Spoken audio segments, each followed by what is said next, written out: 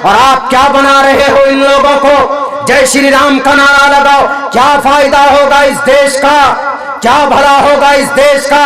वो बेटी तो स्कूटी पर बैठकर जा रही थी असाइनमेंट जमा करने के लिए।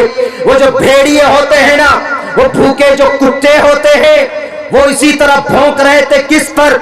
जैसे रास्ते से अगर कोई हाथी गुजरता है तो बहुत सारे पागल कुत्ते भौं भौं भौं भौं करते। लेकिन उसने साबित कर दिया कि तुम इस देश के हक में हो और हम इस देश को गिराने के हक में। असाइनमेंट जमा करने जा रही थी ना, तो आपको उनको हथेली पर बिठाकर उनका असाइनमेंट जमा करते कि बहन आप असाइनमेंट लेके जा रही हो, चलो हम आपको आपका हेल्प करते। लेकिन नहीं, क्या करें? जय श्री राम, जय श्री राम, जय श्री राम का नारे लेकर। तब मजबूरन उस बेटी ने क्या कहा? अल्लाहु अकबर, अल्लाहु अकबर। तब कहा,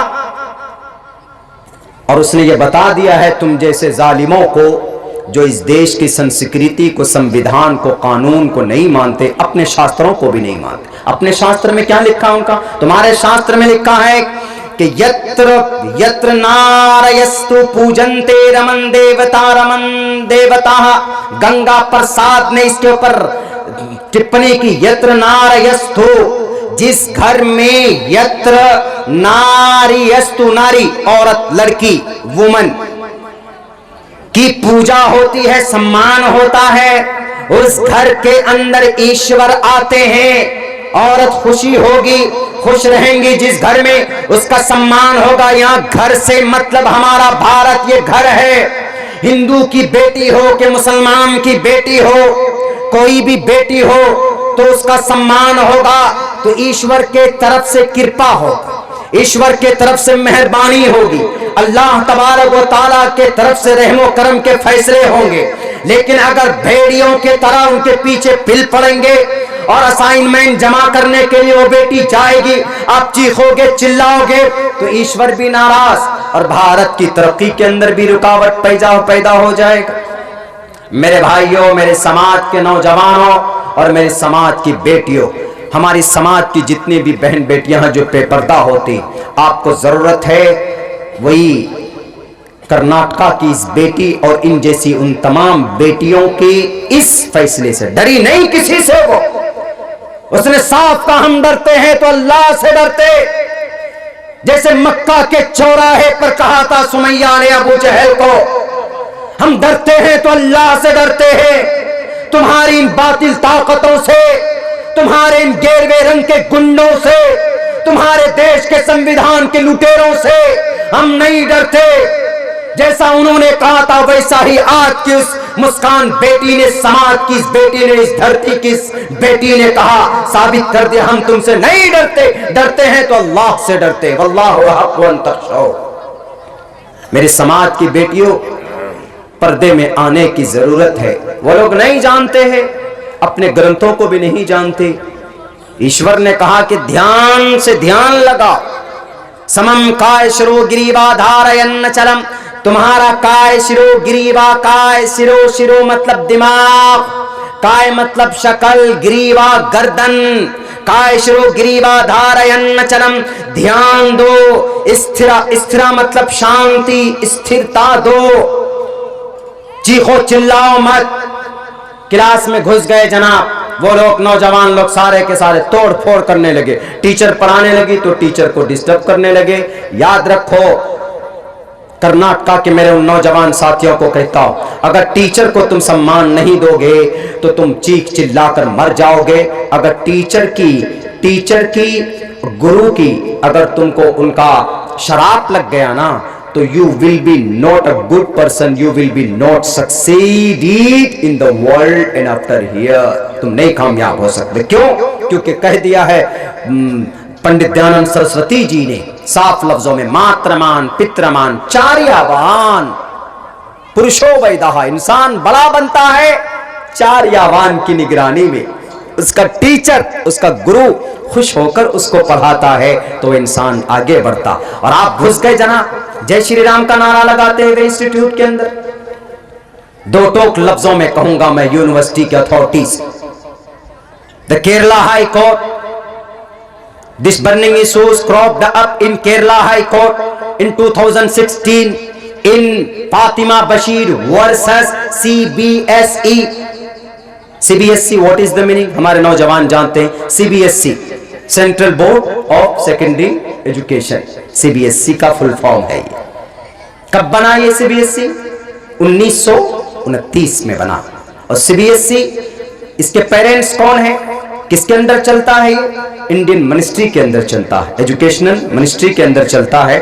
और CBSE के अंडर में अफ्लेक्शन जो दिया गया है वो तकरीबन 28,2684 स्कूल उसके अंडर में आते हैं। एक पैटर्न है, एक निसाब है।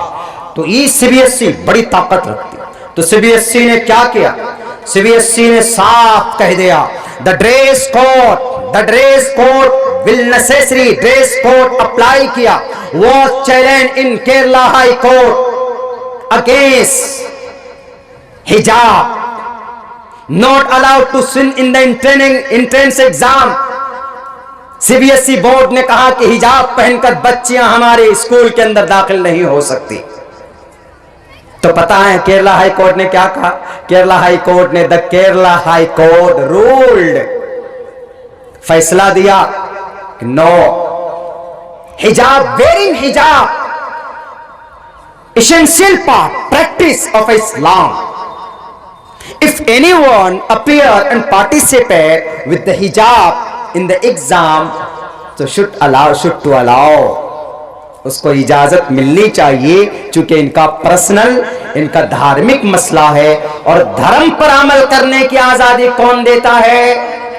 भारत का संविधान देता है। इंशाअल्लाह कर्नाटका की धरती पर जीत होगी किसी की, तो इन बुर्का पहनने वाली बेटियों की होगी। वक्ती तौर पर तुम बातिल ताकतें आजमा लो। उन 2 कॉलेज वालों को कहूंगा, सन 2016 के अंदर भी केस हम जीते, और Indian institution of science of medical of science ने भी कहा इजाजत नहीं होगी हिजाब पहनकर आने वाले बेटियों की। हाई कोर्ट में गए, सुप्रीम कोर्ट में गए, सुप्रीम कोर्ट से भी केस हम जीत करके लाए। इंशाअल्लाह कर्नाटका के अंदर ये कोर्ट भी 8 तारीख को हियरिंग होनी थी, पूरी कंप्लीटली नहीं हो पाई। इंशाअल्लाह हम वहां से जीत कर लाएंगे, इसलिए कि अल्लाह तबारक व तआला साफ लफ्जों में कहता है, मन कान लिल्लाहि कान अल्लाहु लहू। अगर तुम अल्लाह की दीन के लिए अल्लाह का बन जाते हो तो अल्लाह तबारक व तआला तुम्हारी मदद करेगा। इन तंसुरुल्लाह यंसुरुकुम व युसब्बित अक़दामकुम। अल्लाह की वहदानियत के लिए, अल्लाह के फरमान पर अमल करने के लिए अगर समाज की बेटी हिजाब लेकर आई है आगे, तो इंशाअल्लाह वो अल्लाह देख रहा, इंशाअल्लाह तबारक व तआला वो अल्लाह मदद करेगा। वो अल्लाह देख रहा है, वो अल्लाह भूला नहीं है। अगर अल्लाह ने उनकी मदद नहीं की तो अल्लाह तबारक व तआला की कोई मसलिहत होगी, इंशाअल्लाह हम जरूर आगे कामयाब होंगे, लेकिन इन फिरका परस्तों को कभी कामयाब नहीं होने देंगे। मेरे भाइयों, ये तो साफ फाइनली है ना, ये लोग खुद वक्ती तौर पर कुछ करते, वक्ती तौर पर उलमाए किराम की अरेस्टिंग हो जाती है। क्यों? एक मकसद होता है। वक्ती तौर पर मौलाना कलीम साहब की अरेस्टिंग अभी हुई, क्यों? उत्तर प्रदेश को गोल करना है, उत्तर प्रदेश को एक कटोरे में समोने की कोशिश। और वो जनाब एक जितेंद्र त्यागी जी भी आए ना, उनको भी वहां धर्म संसद, वाह कैसा धर्म संसद है, धर्मो रक्षति रक्षतः का भाषण हुआ कि धर्म की तुम रक्षा करो। धर्म को किसी इंसान की रक्षा की जरूरत नहीं है। सुन लीजिए, हमारे दासना के वो महामंडलेश्वर अखाड़े के गुरुजी यति नरसिम्हानंद जी, धर्म को किसी रक्षा की जरूरत नहीं है। धर्मो रक्षति रक्षतः का मतलब भगवान धर्मस्तस्य हयाते कुरूलम शरीरेण शमम नासम सर्वमन्यति गच्छति। धर्म को धर्म मोहताज नहीं है, धर्म खुद अपना रक्षा करता है। धर्म खुद एक संविधान है, धर्म एक कानून है ईश्वर का, और ईश्वर के कानून को मनी के नापाक कतरे से पैदा होकर बेलगाम घोड़े की तरह जिंदगी गुजारने वालों की चिंता की जरूरत नहीं है। कि धर्म संसद बनाकर क्या क्या बोलते, 5 लाखों को नहीं मारेंगे, मुस्लिम बहनों की शादी करो, उन्हें झांसा दो। पता कैसी तंजीम बनी दिल्ली के अंदर, जो कोई आरएसएस का नौजवान मुस्लिम लड़की से शादी करेगा तो 5 लाख रुपए का इनाम। शादी करो, उसको डिवोर्स दो, बच्चे पैदा करो, उसकी जिंदगी खतरे में डालो, जिंदगी बर्बाद कर दो, उसको डिवोर्स दे दो कोर्ट में जाकर, उसकी जिंदगी खराब। हमारी समाज की बहू बेटियों, किसी के बहकावे में आने की आप लोगों को भी जरूरत नहीं।